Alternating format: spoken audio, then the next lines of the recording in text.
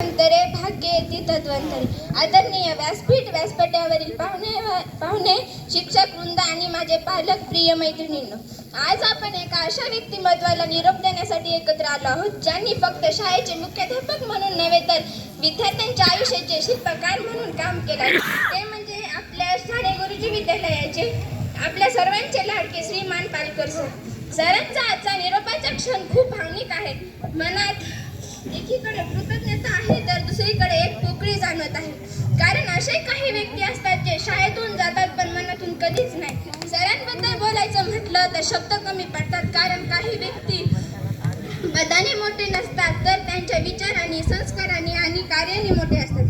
Palkar sir हे त्याचं एक व्यक्तिमत्व आहे. सरांनी या शाळेला केवळ शिक्षणाचे केंद्र बनवले नाही तर संस्काराचे मंदिर बनवले.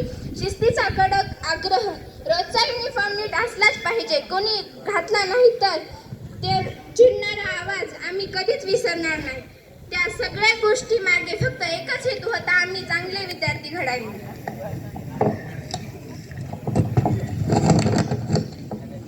आज मागे वळून पाहिलं तर अनेक आठवणी डोळ्यासमोर येतात. सगळ्यात सकाळच्या प्रार्थनेचा, त्यांच्या शिस्तीचा आवाज, वर्गात अचानक येऊन भेट देऊन विचारलेले प्रश्न, प्रत्येक विद्यार्थ्याच्या प्रगतीसाठी घेतलेली त्यांची काळजी. त्या प्रत्येक क्षणात एकच गोष्ट जाणवते, सरांसाठी आमचं भविष्य खूप मनापासून महत्त्वाचं होतं.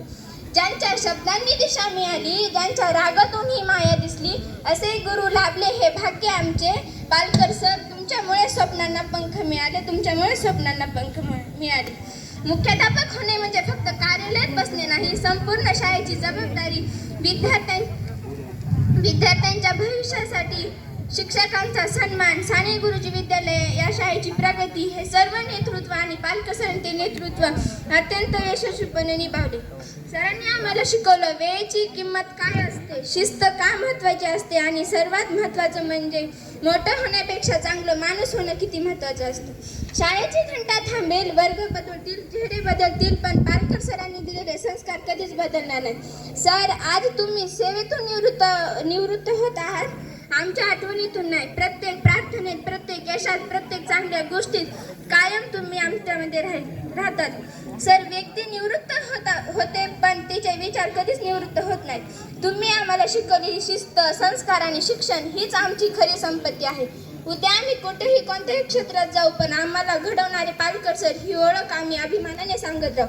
जाता जाता एवढेच म्हणेन की राग तुमचा कठोर होता पण हेतू मात्र सोन्यासारखा होता.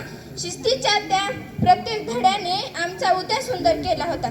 तुमच्या पुढील आयुष्यासाठी, उत्तम आरोग्यासाठी, सुख, समाधान आणि दीर्घ आयुष्य लाभो हीच ईश्वरचरणी प्रार्थना. जय हिंद, जय महाराष्ट्र. धन्यवाद नंदिनी.